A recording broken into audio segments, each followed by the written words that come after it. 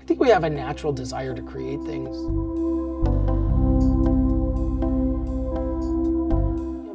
People talk about what it is to be an artist, right? So art is fundamentally like part of the human condition. So when people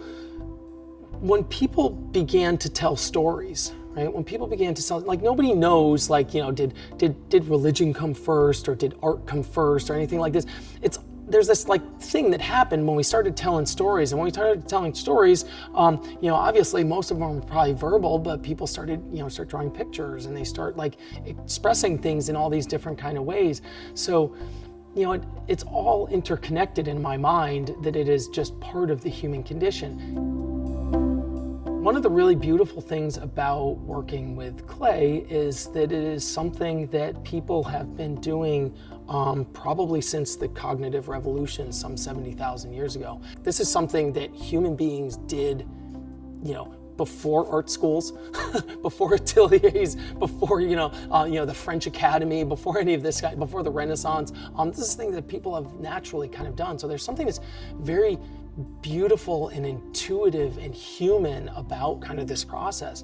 And throughout all of these kinds of years, people have modeled all different types of clay, but clay itself, you know, can be found on a riverbed, you know, and you can just pick it up and start moving it around.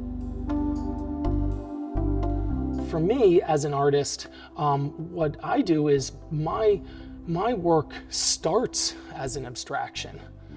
Because when I'm doing a gesture sketch in clay, I'm looking for the simplifications of the gestural movement. And then it moves along a spectrum until it gets to representational art, which is at one end of the artistic spectrum. So for me, I see abstraction as something that's part of the process. And I talk about in my teaching all the time about the usage of what I call the figurative abstraction, which is a set of guidelines for how to construct a figure.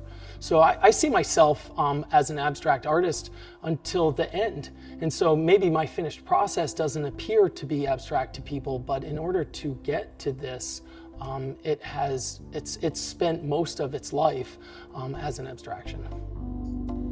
As an artist, I have my own body of work, which is my own set of ideas that are purely driven, you know, by Erik for Erik.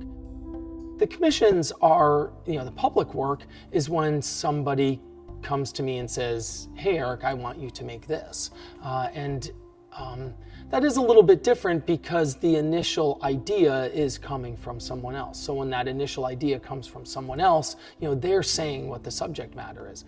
And I think to be successful as an artist, you have to be open to that.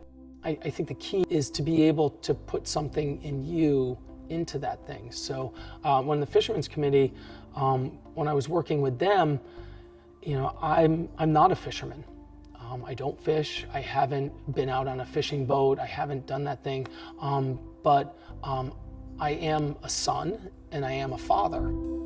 I tapped into my own experiences and brought them to that. So I think that you try to find whatever it is that you can bring to that. And I think that if you do that well, you know, it comes out well.